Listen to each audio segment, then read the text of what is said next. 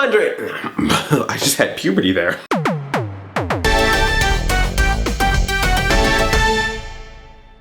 Hi, I'm Andre, and I'm a black nerd with a continuing review for you, Black Nerd Reviews. So if you haven't seen it already, go check out my non-spoiler version of the Iron Man 3 review. I'm not going to repeat any of that information here. You can go watch that video, and you get my general good, bad, nerdy about the movie. This video is the spoiler video, so I'm telling you right now, if you have not seen Iron Man 3, do not watch this video. Go see the movie, and then come back. Because if you watch this, and then you start going, Andre, you ruined the film for me, I warned you. This is going to have spoilers.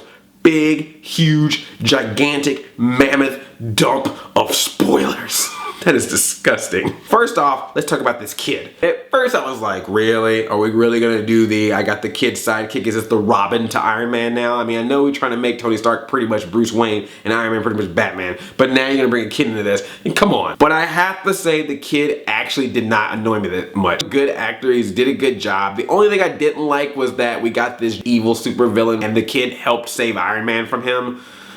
Okay, but that being said, I wasn't too bothered by him in the first part of the film. I thought cutting back to him though and showing his room with all the stuff in it, particularly the big huge advertisement from Fios in the middle of it, I thought that was a bit much. Now let's talk about Pepper Potts. So she gets this super serum thing that's been put into these other people who've been causing problems throughout the film. And the problem with this serum is that it makes them super soldiers, it makes them regenerate their body parts, everything's crazy except it's kind of unstable, so eventually they blow up. But she gets it and she's totally fine. She helps defeat the villain at the end. She's got superpowers, and you're thinking like, okay, Tony Stark might be able to somehow subdue this so she can keep these powers and maybe can help out. Maybe in Avengers 2, Pepper Potts be running around saving the day. No, Tony Stark's just like, yeah, we gotta get rid of that. Wait, what? You've been Iron Man for 3 movies and then your girl finally gets a power and you're just like, oh, we gotta fix you. We gotta make you normal again. And then that turns into a cavalcade of just making everybody normal. Hey, Iron Man, you got shrapnel in your heart? Life-threatening? No, not anymore. Fixed in a voiceover. Those Iron Man suits that you've been working on help save the world this time? Oh yeah, let's just blow them all up. Because look, fireworks, wee, it's in 3D. I didn't see this movie in 3D, by the way. I will only see this in 2D. 3D for me is only for cartoon movies. Epic,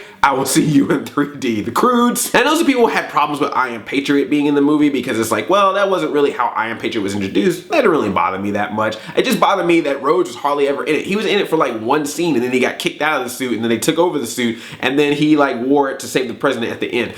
Why do you have Robert Downey Jr. and Don Cheadle together and they are not Iron Man and Iron Patriot going around fighting stuff instead of seeing the Disney World of Color spectacular version of Iron Man's running around? And can we please stop putting movie scenes in docks? You had the Avengers in New York City going crazy and now we're gonna reduce back to freaking docks? What is this? Batman Begins did that. We're done with docs. No more docs, okay? You're better than that, Iron Man 3. Come on. So the Mandarin. The Mandarin becomes more of an actor. Guy Pearce's scientist character, Alien Kidium, whatever his name was, he makes up the Mandarin. He just hires his actor to play him to be the evil terrorist that everyone's afraid of so that he can do everything behind the scenes. So that actually is Guy Pearce's character who is the Mandarin. In case you didn't realize that Guy Pearce's character was the Mandarin, he even has a point where he stands over Iron Man and goes, I am the Mandarin! It's like, we got it, dude. We get it. The bait and switch. Thank you. Some people thought this was a great idea. Some people hated it. Me, I'm on the hated it side. I'm sorry. I get what it was, and I thought Ben Kingsley, for what he did by converting himself from the Mandarin to this actor Trevor, I thought he did an amazing job acting wise, but I just did not like it. And the reason why I didn't like it is because I was excited that Iron Man was going to have a very strong villain. One of the biggest problems I have with all 3 Iron Man films is that their villains are just not that strong. They're all scientists. Every single one is a scientist. You had Obadiah, whatever, the first one. You had Whiplash, and you had him in the movie for like 10 minutes so we can focus on Sam Rockwell's scientist being like, oh, I want to be bigger than Tony Stark. So, and now you got this guy. Oh, Tony Stark left me on a roof for 5 minutes and didn't let me tell him about my plans. Now I'm going to take over the world. Or work with the vice president because his daughter needs a limb and therefore I can now have military stuff to do. What? What was your plan, really? I don't know. Now, I'm not saying it had to be the exact Mandarin from the comic books. First of all, that would be racist because I'm sorry. If you look at some of those early Iron Man drawings, that dude is racist.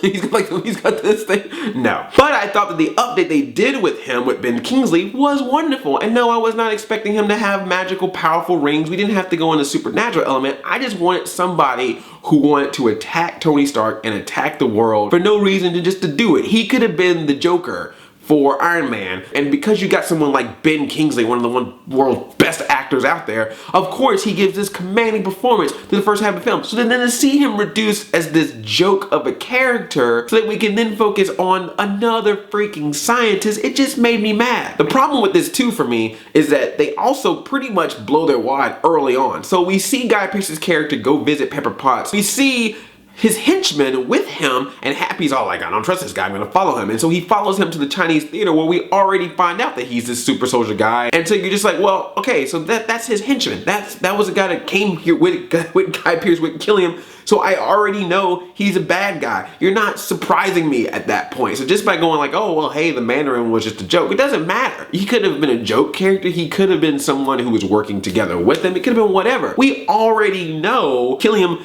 we already know he's a bad guy. So it just didn't feel like a switch. You know, it's like, okay, great. Look, I'm not saying you gotta picture paint every single part from a comic book to a movie. I know it's a movie, I know it's interpretation, but it just didn't work for me. Every time I watch a scene now at the beginning of the movie with the Mandarin being so strong and evil, I'm gonna sit there and go, no, he's acting. If you had problems with the Mandarin because of the stereotypes that he could have brought or whatever other reason, then don't use him.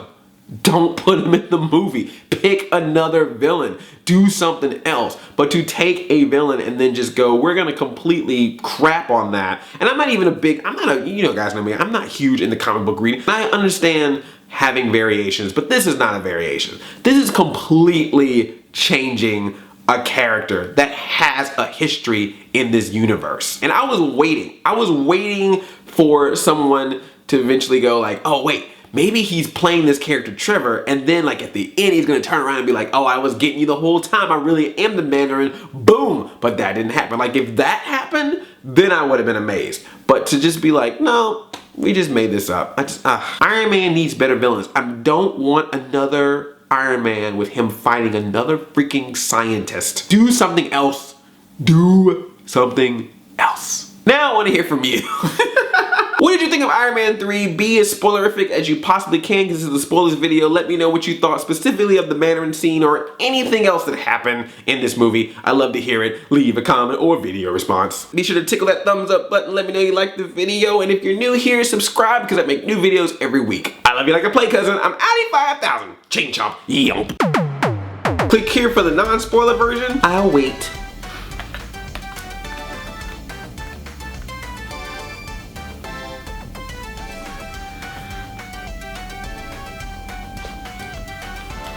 Okay, you're obviously not taking this seriously, so I'm out of here.